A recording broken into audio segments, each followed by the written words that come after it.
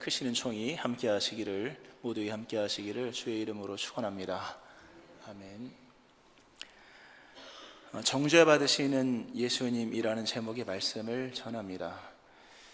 우리가 시대의 풍조를 따라가고 세상의 방식들을 따라 살아가는 현대인으로 사는데요, 이제 그러한 모습이 교회 안에도 들어오고 기독교 안에도 들어와서 그 마케팅적인 또는 그 현 세대적인 그런 모습들이 기독교 안에 들어오고, 그런 이해 방식과 그런 시간 이해나 그런 전략들이 들어오면서 우리 안에 사라져가는 것들이 있는데, 그것은 진정으로 엄숙할 수 없다는 부분이 이제 우리 안에서 생겨지는 문제들입니다. 엄숙해야 될 그 경외심, 이런 것들이 사라짐으로 인하여서 통렬한 악에 대한 우리의 느껴지는 부분들이나 또는 매우 진지하게 다루어야만 비로소 알 수 있는 그런 엄숙한 진리의 세계, 그 신앙의 세계를 이해를 못하는 것입니다. 우리가 사순절을 6주를 보내는데요, 왜 6주를 보낼까? 그리스도 예수님의 십자가가 그렇게 깊이가 있는 것입니다. 대림절을 4주를 보내죠. 그리스도 예수님의 이 땅에 오심의 사건이 그렇게 한순간에 막 스쳐 지나가는 것으로 이해될 수 없는 세계이기 때문이라는 거죠. 에베소의 말씀에서 믿음으로 말미암아 그리스도께서 너희 마음에 계시게 하시었고, 너희가 사랑 가운데 뿌리가 박히고 터가 굳어져서 능히 모든 성도와 함께 지식에 넘치는 그리스도의 사랑을 알고 그 너비와 길이와 높이와 깊이가 어떠함을 깨달아 하나님의 모든 충만하신 것으로 너희에게 충만하게 하시기를 구하노라 했던 그 에베소의 말씀처럼, 뭔가 엄숙해야 되고 엄중해야 되고 그리고 신중해야 되고 해야 하는 그런 세계가 신앙의 세계 속에서 사라진다는 거죠. 그러니까 사순절을 우리가 이제 보내고 있습니다만, 물론 우리는 이제 그 사순절 특별 새벽 기도를 6주간 합니다만, 물론 그것도 40일이 아니라 이제 금요일 토요일 빼서 30일밖에 되지 않습니다만, 이제는 그마저도 행하는 데가 많지 않습니다. 우리가 행한다고 해서 옳고 그름의 문제를 얘기하는 게 아니라 그렇게 긴 이야기를 담아내지 못하는 거죠. 그 긴 시간을 통과를 못하는 거예요. 최대한 짧게 최대한 가볍게 이해하기 쉽게끔 얘기를 해야만 그제서야 조금 아는 거죠. 그러나 신앙의 세계는 그렇게만은 다 설명할 수 없는 그 깊이와 높이와 넓이와 길이가 있다는 거죠. 그러므로 충만한 하나님의 세계를 맞닿는 것입니다. 깊이 들어가서 맞닿는 세계가 있어야 되는 거죠. 끝까지 뻗어가서 어떤 접촉의 세계가 있어야 되는 거죠. 그것이 없이는 없는 거잖아요. 이런 사순절을 보내면서 특히 오늘 이제 우리가 마가복음 14장과 15장을 통해서 고난받으시는 그리스도 예수님에 대해서 우리가 깊이 있게 보는데요, 사실 깊이 있다고 말하는 것도 스스로 말할 수 없을 만큼 그냥 연속적으로 보는 것인데, 이러한 말씀들을 통하여, 시간들을 통하여 우리의 방식들을 좀 내려놔야 되고, 우리가 쉽게 이해하려고 하고 어려운 것을 접근하려고 하지 않는 것들, 결국 실력이 사라지고 깊이가 없어져 버리는 이러한 모습을 자중하고 돌이켜서 보다 깊이 있는 은혜의 세계로 들어가고, 보다 그 엄중하고 또 엄숙할 수 있는 그런 신앙의 모습들을 찾을 때 그 깊은 곳에서 우리를 기다리시는 주님을 만나는 역사가 있을 것입니다. 이 은혜 있기를 주의 이름으로 축원합니다. 아멘.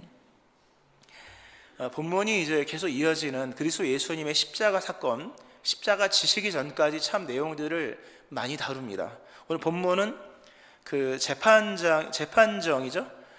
다수 앞에서 또는 무리 앞에서 진행되는 재판으로 시작이 됩니다. 많은 사람들 앞에서 진행되는 재판, 이미 다수가 무언가를 강렬하게 원하고 있다는 부분에서 이미 이 재판은 어떤 식으로 끝날지가 이미 나와 있는 거죠.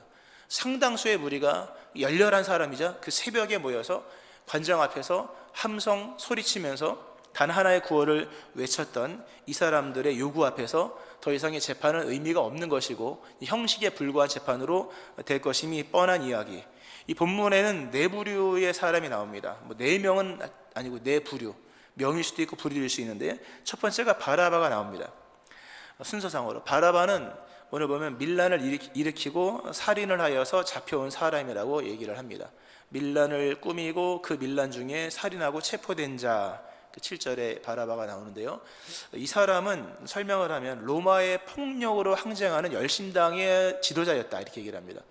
로마가 이스라엘을 다스렸고 식민을 삼았고 로마로부터 이스라엘을 건져내기 위해서 폭력으로 항쟁했던 열심당원의 지도자였고, 이들의 항쟁 방식은 정치나 외교나 이런 게 아니라 테러리즘이었다고 합니다.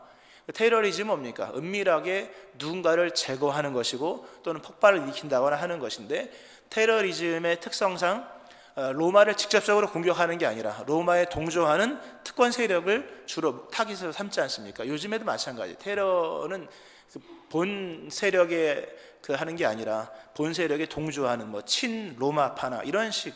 그래서 이들이 이 바라바라고 하는 이런 열심당원들이 주로 이제 암살했던 사람들은 제사장 계열이었다고 합니다. 제사장 계열. 그래서 많은 제사장들, 또 제사장을 암살하려고 했던, 그래서 제사장들이 제일 이 꺼렸던 사람, 이 바라바 같은 사람이었는데요. 나중에 빌라도가 예수님을 놓아줄까 바라바를 놓아줄까, 바라바를 놓아주면 니네가 불편하니까 예수를 놓아줄게, 죄도 없는데, 이렇게 거래를 했다가 결국 빌라도가 자기 무덤을 파죠. 이제 그런 이 내용이 이제 하여튼 바라바는 그런 사람이었습니다. 밀란을 주도했고 격렬한 자리까지 백성들을 끌고 와서 뭔가를 이렇게 시도했던 이 사람, 근데 잡혀서 지금 이 사람도 이제 사형 판결을 받을 위기에 있었던 이 사람입니다. 그런가 하면 빌라도가 나옵니다. 본문에서 이제 판결을 내는 판관으로서 자리를 합니다. 그러나 이 사람은 불의한 재판관이었죠. 이 사람이 얘기를 하기를 내가 어떻게 하랴, 12절에 보면 내가 어떻게 하랴. 군중들이 우리가 어떻게 해야 되겠습니까? 라고 물어봤을 때 본인이 답을 줘야 될 사람인데 도리어 무리들 앞에서 내가 어떻게 하랴 하면서 이 방망이를 자기가 원하는 법에 따라서 판결을 내려야 될 사람이, 자기가 기준하고 있는 이 사람이 백성들, 무리들의 요구를 만족시켜주기 위하여, 무리들의 요구를 만족시켜주기 위해 결국 무리들의 원하는 대로 예수님이 무죄임에도 불구하고, 무고를 받고 있음에도 불구하고 예수님을 십자가의 처형에 내어주었던 장본인, 바로 이 빌라도, 오늘 본문에 나옵니다. 아주 불의한 재판관, 무리에게 만족을 주고자 하여, 기준도 법도 없는, 그러나 법관의 위치에 서 있었던 이 로마의 총독 이 빌라도가 나오고요. 그런가 하면 대제사장들이 나옵니다. 이 제사장들, 이 사람들은 불의한 일에 앞장서지 않습니다. 오늘 불의한 이 장면에 앞장서지 않고요, 뒤에서 무리를 선동시켜서 소리치게 하고 자신들은 뒤에 쏙 빠져 있는 사람들. 이 가장 불의한 일은 손으로 하지 않고 뒤에 조종을 하고 선동을 하고 발동을 시켜서 아무 생각 없는 무리들로 충동하게 하고 움직이게 한 다음에 뒤에서 실익을 추구하는 이 숨어있는 야비한 사람들, 이 대제사장들이 바로 그런 사람들이었습니다. 또 그런가 하면 무리들이나 숫자적으로 제일 많은 무리들, 충동 또는 선동에 휩싸여서 소리치기에 바쁜 군중들, 아무 개념이 없습니다. 선이냐 악이냐 의냐 불이냐는 관계없이 자기들의 요구가 받아들여졌다는 부분에서 무언가의 성취함을 얻고 있는 이 사람들, 이 사람들은 굉장히 아마 낮은 계층의 사람들일 것입니다. 그러나 자기들의 요구가 받아들여졌다는 부분에서 굉장히 빌라도를 이겼다, 또는 우리가 제사장보다 힘이 세다, 이런 대리만족, 이런 만족을 갖고 있었던 이 사람들, 그래서 자기들의 요구가 받아들여지는 것만이 정의라고 생각했던 불의한 또 다른 사람들이 이 사람들, 자신의 의지도 뜻도 없이 선동되어지는 사람들, 이 네 부류가 나옵니다. 바라바, 빌라도, 그리고 제사장들, 무리들. 물론 예수님도 본문에 있습니다. 그러나 예수님은 한마디도 안 하십니다. 한마디도 안 하신 건 앞부분에 이미 우리가 금요 때 봤고요. 아무런 행동도 몸짓도 하지 아니하시는, 그저 이 상황을 다 본인의 일인데 그냥 지켜만 보고 계시는 예수님. 이렇게 해서 네 부류의 죄인과 악인들, 그리고 한 분의 의인이 등장을 하는 이 법정이 바로 오늘 본문의 말씀입니다. 이 본문은 결국 무엇을 보여주고 있냐 할 때 인간은 얼마나 흉악한 죄인인가라는 부분을 보여줍니다. 인간은 얼마나 흉악한 죄인일까. 이 본문은 이 악인들을 모아놓은 이 자리, 악인들이 모여서 그것도 주제넘게 의의를 다루는 거죠. 그니 불의한 얘기입니다. 악인들이 악한 일을 저지르면 그거 당연한 거예요. 정직한 거죠. 근데 악인들이 의로운 일을 다루면서 자신들이 생각하는 기준과 목적을 따라 의를 뒤바꿔서 의를 악이라 하고 악을 이라 하는 이런 불의한 장면이 본문에 나오는 거죠. 이 장면은 마치 하나님의 시선에서 보는 인간의 세계가 얼마나 이 죄악으로 가득 찼는가를 보여주는 거죠. 하나님의 시선으로 봤을 때 인간의 세계는 어떠한가?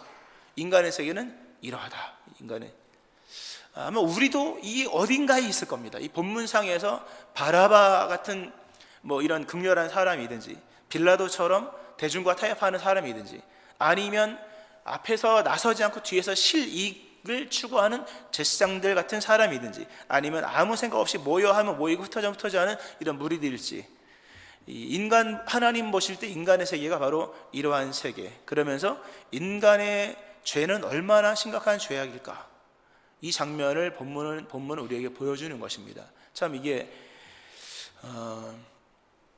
우리가 죄악된 세상을 살아가지 않습니까? 그래서 죄가 뭔지를 잘 몰라요. 죄가 워낙 가득하니까, 워낙 가득했기 때문에 죄가 무엇인지를 결코 알 수가 없는 거예요. 우리가 이제 이런 본문을 통해서 우리의 죄를 이제 이게 반사적으로 보게 되는 것인데요. 우리가 얼마나 큰 죄인인지, 그래서 하나님이 어떤 인간을 구원했는지를 본문은 우리에게 제시를 합니다. 하나님이 예수 그리스도를 통해 구원하신 인간상은 바로 이런 사람들입니다. 이 사람들을 구원한 거예요. 그러니 하나님의 사랑이 대단한 거예요. 요한일서 4장에 그런 말씀 있죠. 사랑은 여기 있으니, 우리가 하나님을 사랑한 것이 아니요 하나님이 우리를 사랑하사 우리 죄를 속하기 위하여 화목제물로 그 아들을 보내셨습니다. 사랑은 여기 있다. 성경에서 말하는 하나님의 사랑이 무엇일까? 천지창조 아름다운 사랑이죠. 그러나 사랑의 절정, 사랑은 이거다라고 했을 때 그 이거가 뭔지를 어딘지를 찾아야 될 거 아니겠습니까? 어딘지, 하나님의 사랑이 어딘지 찍어보세요 했을 때 찍을 수 있어야 되는 거죠. 바로 본문이에요. 본문 14장 15장 하나님의 사랑이 여기 있는 거죠. 하나님의 그 위대한 사랑이 뭐냐면 이렇듯 멸망받을 죄인들을 사랑하셨다 하는 거죠. 이게 바로 그 얘기를 해주는 거죠.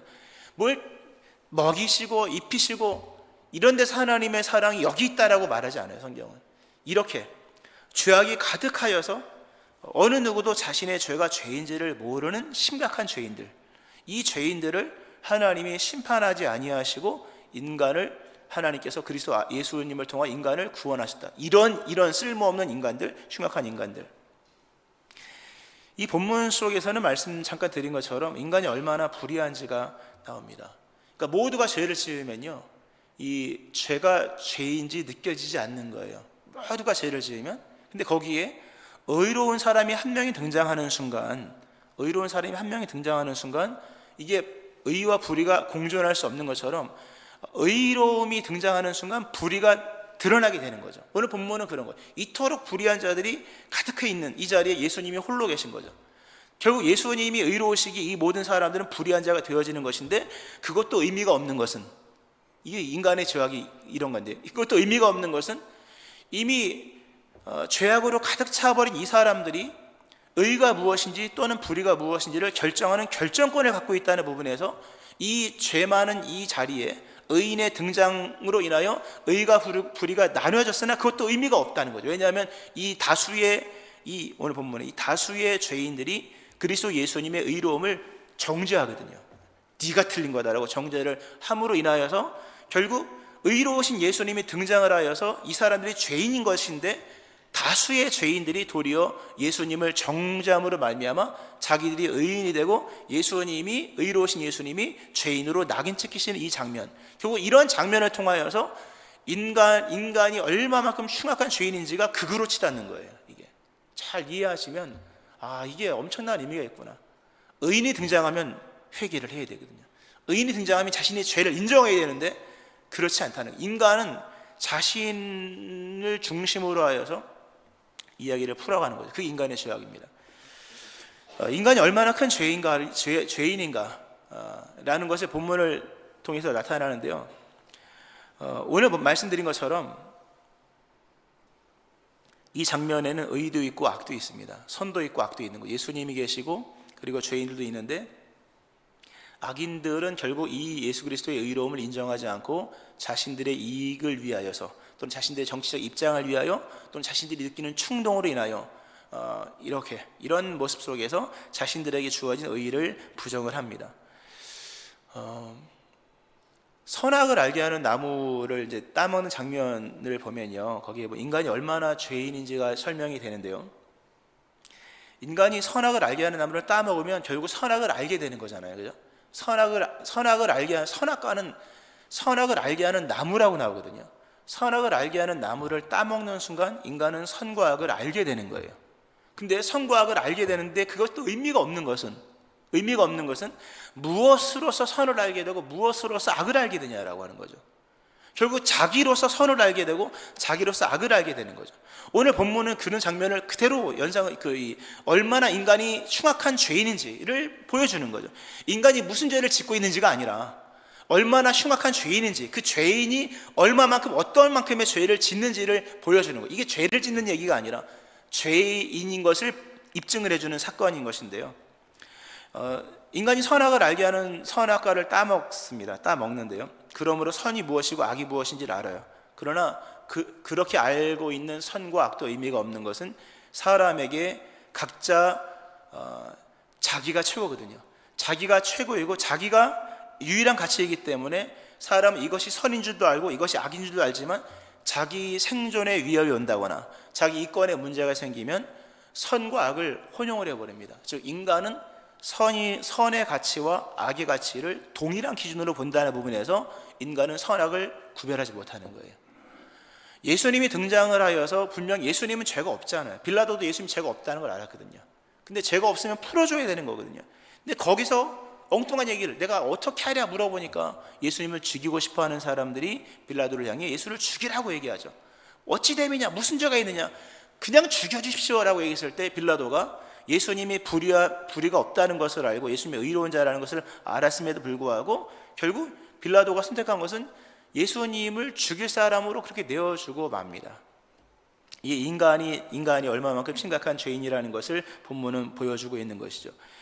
분명히 어떤 게 선인지 알아요. 여러분도 어떤 게 선인 줄 알고 어떤 게 악인 줄도 알아요. 인간은 다 압니다. 근데 문제는 뭐냐 하면 선과 악에 대한 가치를 똑같이 본다는 거죠. 자기 입장에서 유리할 때는 선을 행해요.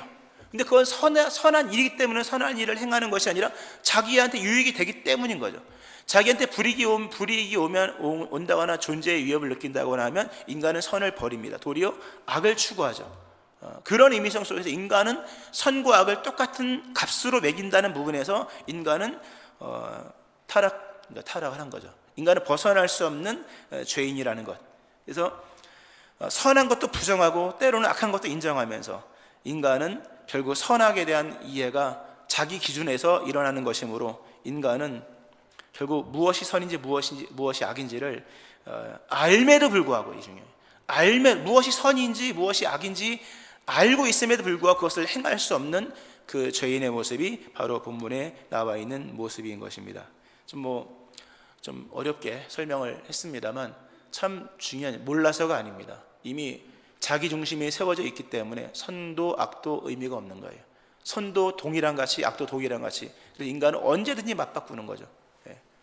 여기는 중요한 이유가 있죠. 인간은 스스로 존재할 수 없기 때문이에요. 스스로 존재할 수 없기 때문에 무언가의 도구가 필요하고 무언가의 방편이 필요한 거죠. 그러니까 존재의 위협을 느끼면 막 끌어다 쓰는 거예요. 선이든 악이든 끌어다 쓰는 거죠. 왜냐하면 자기를 살리기 위해서.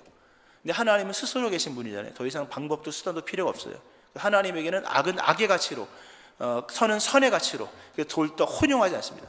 이따금씩 선을 위하여 악을 쓰기도 하지만 동일한 가치로 쓰는 것이 아니에요. 하나님은 스스로 계신 분인 거예요. 인간은 스스로 존재할 수 없기에 스스로 존재를 위해서 많은 방법들, 도구들을, 수단들이 필요하기 때문에 악도 끌어다 쓰고 선도 끌어다 쓰기 때문에 인간에게 있는 선과 악에 대한 기준은 그렇게 의미가 없어요. 여러분.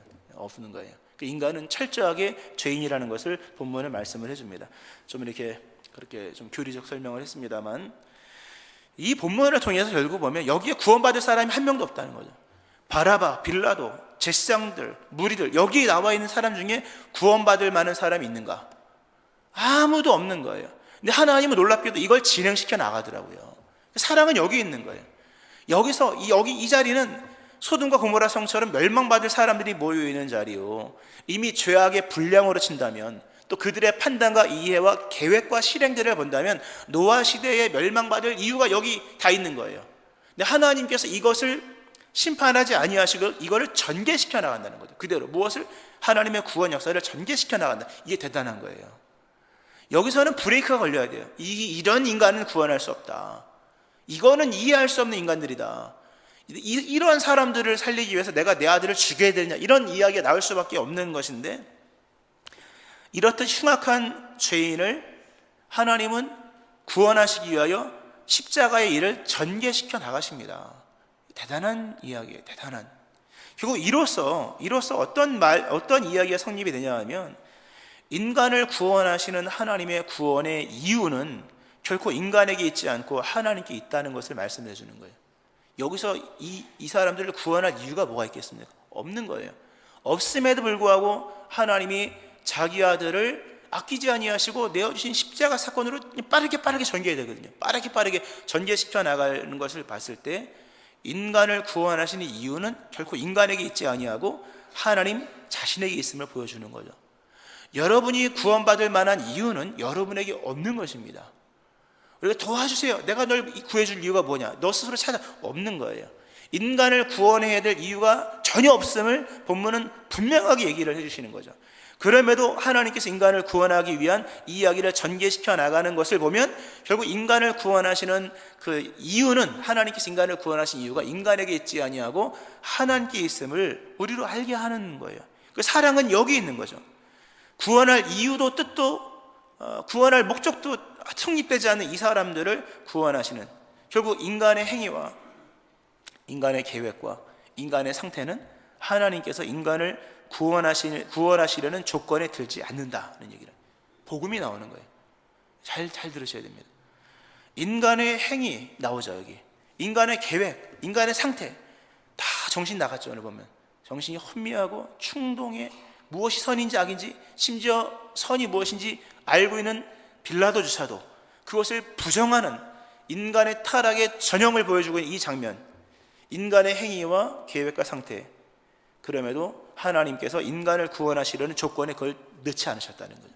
만약에 인간을 구원하는 조건 속에 인간의 행위나 계획이나 상태나 인간의 판단과 이런 것들을 조건에 넣었다면, 여기서 구원사는 멈춰졌을 거예요.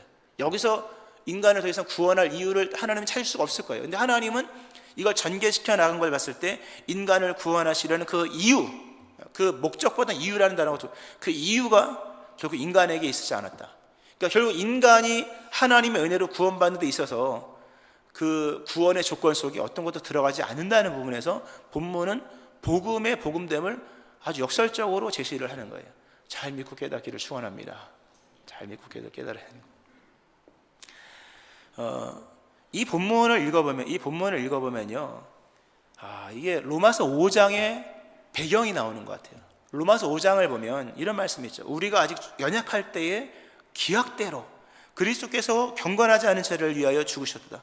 우리가 아직 죄인 되었을 때에 그리스도께서 우리를 위하여 죽으심으로 하나님께서 우리에 대한 자기의 사랑을 확증하셨느니라. 곧 우리가 원수 되었을 때에 그 아들의 죽으심으로 말미암아 하나님과 화목하게 되었은즉. 로마서 5장 너무 잘 아는 말씀이죠. 우리가 연약하고 죄인 되고 원수 되었을 때에, 우리가 연약하고 죄인 되고 원수 되었을 때, 본문이 얼마나 이 인간의 미숙함이, 충동당하는 이 군중 심리밖에 없어요. 얼마나 미숙합니까? 또 얼마나 이 죄된 모습이 나옵니까? 죄가 없는 사람을 죽이잖아요. 그 인간의 죄입니다. 얼마나 하나님과 원수가 되었습니까? 풀어주려고 하는 하나님의 아들을 빌라도가 풀어주려고 하는데 뒤에서 충동질을 하면서 결국 그것도 하나님을 섬긴다고 말하는 대제사장들이, 그죠? 대제사장은 인간과 하나님의 중재자이잖아요. 그죠? 하나님이 최초로 만나시는 인간이 누굽니까? 제사장들이거든요. 그러니까 그들은 하나님 편에 속한 사람이요, 그들은 하나님 편에서 인간을 중재하는 사람들이거든요. 근데 그리고 그들은 뭡니까? 그 화해자들인 거잖아요. 예언자들은 심판적 경향이 있는 것이고, 제사장들은 화해자인 것인데, 이 화해자로서 하나님 편에 서야 될 이 사람들이 도리어 하나님의 아들 예수님을 죽이려고 하는, 그러니까 본문에서 제사장들은 하나님과 원수의 어떤 전형의 모습인 거죠. 놀랍게도 이런 장면이 본문에 나오는 거죠. 이런 상황에서도 하나님은 기약대로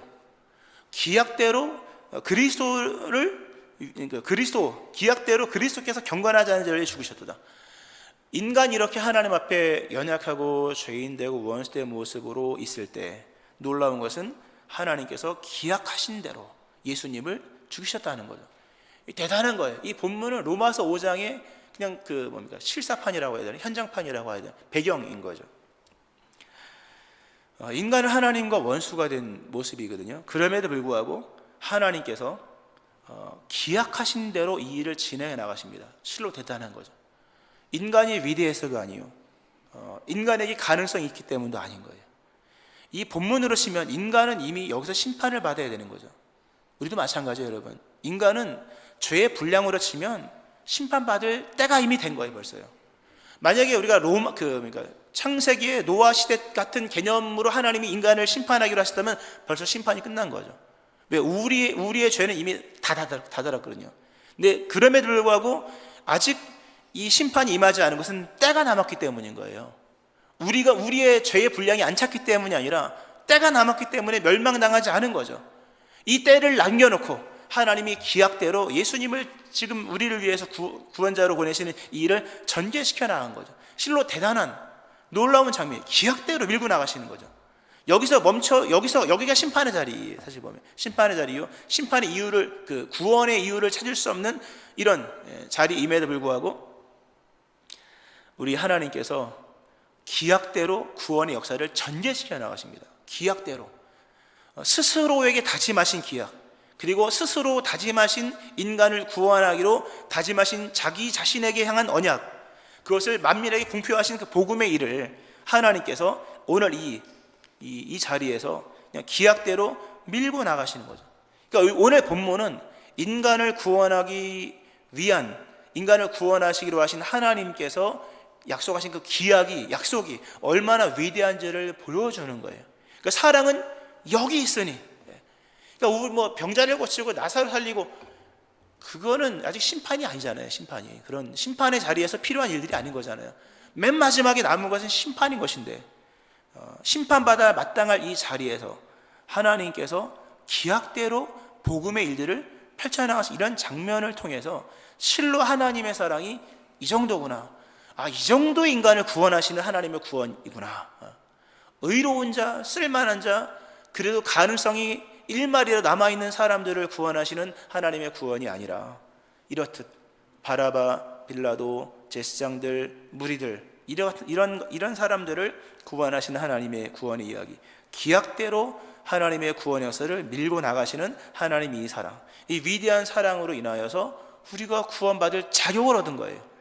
근데 우리가 대단한 게 아니라, 거듭 말씀드립니다만, 하나님께서 약속하신 기약대로 행하시는 하나님의 그 궁일이 풍성하신 사랑을 인하여, 성경에 그렇게 나오거든요. 성경 구절 하나 찾아서 읽어 드릴게요. 보면은, 제가 에베소서 말씀을 적어봤는데요.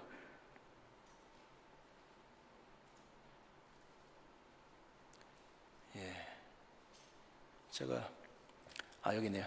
궁율이 풍성하신 하나님이 우리를 사랑하신 그 큰 사랑을 인하여 허물로 죽은 우리를 그리스도와 함께 살리셨고 너희는 은혜로 구원을 받은 것이라. 인간이 구원을 받은 것은 궁율이 풍성하신 하나님이 우리를 사랑하신 그 큰 사랑을 인하여서 구원을 받은 거예요. 어느 내용도, 어떤 것도 인간은 하나님 앞에서 구원받을 이유도, 구원받을 조건도, 구원받을 자격도 없었다. 근데 하나님이 기약대로 이 일을 밀고 나가시는 그 은혜를 인하여서 결국 이러한 인간이, 이런 우리들이 구원을 받게 된 것입니다. 할렐루야. 말씀을 좀 맺으면서요,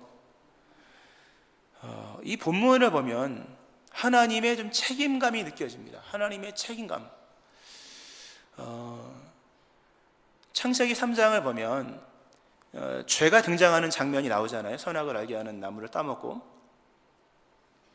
죄가 등장할 때 인간이 얼마나 약삭빠른지, 죄가 등장하면 당연히 이제 심판의 자리, 재판의 자리가 나오는데요. 죄를 지은 인간은 자기가 재판석에 앉습니다. 자기가 재판석에 앉아서 하나님을 정죄를 합니다. 뭐라고 정죄하냐 하면, 당신이 만들어주신 그 여자가 선악을 알게 하는 과실을 따서 나에게 주었다, 이런 얘기를 합니다. 거기 보면 여호와 하나님이 거기 보면 이런 말씀이 있습니다. 제가 성경 구절을, 아담이 이르되 하나님이 주셔서 나와 함께 있게 하신 여자 그가 그 나무 열매를 내게 주므로 내가 먹었나이다. 아담이 재판석에 미리 앉은 거죠. 자기가 죄를 짓거나 미리 앉은 다음에 아담이 이르되 하나님이 주셔서 나와 함께 있게 하신 여자 그가 그 나무 열매를 내게 주므로 내가 먹었나이다. 창세기 3장 12절인데요. 이게 인간입니다. 인간이 죄를 짓고 인간은 자기가 재판석에 앉은 거죠. 그리고 하나님을 정죄합니다. 누가 언제 여자를 만들어 달라고 했습니까? 맞는 말이죠. 그래서 하나님이 결국 지난번 말씀드린 것은 피고석에 앉아 계신 거죠. 하나님도 죄를 지은 인간의 입장에서는 굉장히 불의한 자처럼 여겨질 수밖에 없는 거예요. 왜 선악을 알게 하는 나무를 만들어서, 왜 여자를 만들어서, 결국 그 여자 때문에, 이런 논리가 성립이 되는 것인데, 그래서 그랬는지는 모르지만 이러한 과정을 통해서 하나님은 자기가 의로우심을 나타내십니다. 이게 좀 어려운 얘기일 수 있는데요. 로마서 3장을 보면 이런 말씀이 있습니다. 제가 여기 찾지 마시고요. 이 예수를 하나님이 그의 피로서 믿음으로 말미암는 화목제물을 세우셨으니, 하나님이 예수를 세우셨다는 거죠. 이는 하나님께서 길이 참으시는 중에 전에 지은 죄를 간과하심으로써 자기의 의로움을 나타내려 하심이니, 곧 이때에 자기의 의로움을 나타내서 자기도 의로우시며 또한 예수 믿는 자를 의롭다 하려 하심이라. 이렇게 설명이 될 수 있어요. 나는 죄가 없다. 하나님이 아담한테 얘기하는 것이고 인류한테, 나는 죄가 없다, 나는 의롭다, 나는 죄가 없으나 그러나 내가 의로움을 보여줄게. 그러시면서 하나님이 뭘 제시하냐면 죄를 지은 인간을 구원하시는 구원의 길을 하나님 스스로 열어놓으신 거예요. 이 하나님의 의로우심이, 그러니까 죄인 앞에서 하나님 자신이 의로우심을 나타내신 건 나는 거룩히 깨끗해가 아니라 자신이 의롭다, 자신이 인간에게 행한 모든 일이 의로우시는 것을 나타내시기 위하여 하나님이 행하신 것은 결국 죄를 지은 인간을 심판하고 멸망시키고 죽이시는 게 아니라 인간을 구원하시기 위한 하나님의 구원의 역사를 이렇게 밀고 나가심으로 인하여서 결국 구원의 길을 완성해 놓으신 거죠. 대단한 이야기입니다. 사실 이로써 죄를 지은 인간이 보기에도 하나님은 의로우신 거죠. 만약에 인간이 죄를 지었는데 살 길을 만들어 놓지 않았다면 왜 선악과를 만들었습니까? 이 얘기는 끝도 없는 질문으로 하나님 앞에 메아리 쳐질 거예요. 근데 하나님께서 인간을 위한 이유도 목적도 어떤 합당한 것도 가치도 없는 인간을 위한 구원을 여기서 멈추지 아니하시고 기약대로 전개하심으로 인하여서 자기도 의로우실 뿐만 아니라 그리스도 예수를 믿는 자를 의롭게 하신 이 방법을 제시함으로 마침내 하나님 자신도 의로움으로 나타나게 되는 거죠. 굉장한 메시지가 나옵니다. 실상 선악을 알게 하는 나무도 마찬가지예요.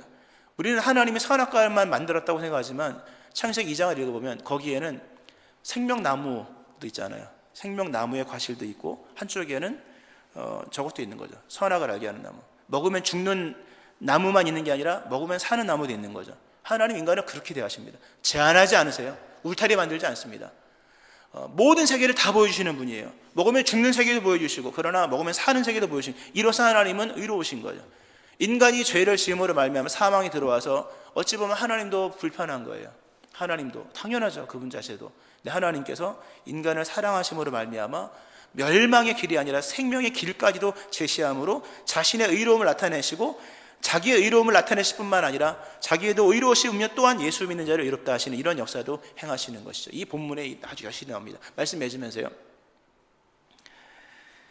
사랑은 여기 있으니, 하나님의 사랑을 쓰시오 하면 좀 쓰셔야 될 것입니다. 사랑은 여기 있으니, 이렇듯 우리를 사랑하시는 하나님의 사랑을 받아들이면 이렇게 일방으로 이루어 나가시는 하나님의 은혜를 일방적으로 받는 것입니다.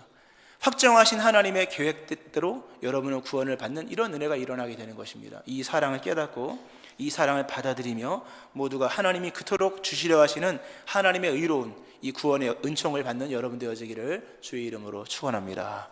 아멘. 기도하시겠습니다. 하나님 아버지, 이토록 죄인된 우리를 사랑하시는 하나님의 사랑을 봅니다. 여기에는 복음이 나와 있고 사랑이 여기 있음을 보게 됩니다. 하나님, 구원받을 이유가 없고 구원받을 자격도 없으며 하나님 구원이 무엇인지도 깨닫지 못하며 선과 악의 의미가 동일하고 또 어떤 자신의 존재의 유익을 위하여서 선을 악으로 쓰고 악을 선으로 쓰는 이런 죄인된 우리들을 그럼에도 구원하시기 위하여서 기약대로 구원 역사를 펼쳐가시는 하나님의 사랑을 봅니다. 오늘 이 하나님의 사랑을 모두가 받아들이게 하시고 예수님을 영접할 수 있게 도와주시며 이로써 하나님께서 우리에게 허락하시는 구원, 생명, 그 의로움을 모두가 받아 누릴 수 있게 하여 주옵소서. 예수님 이름으로 기도합니다. 아멘.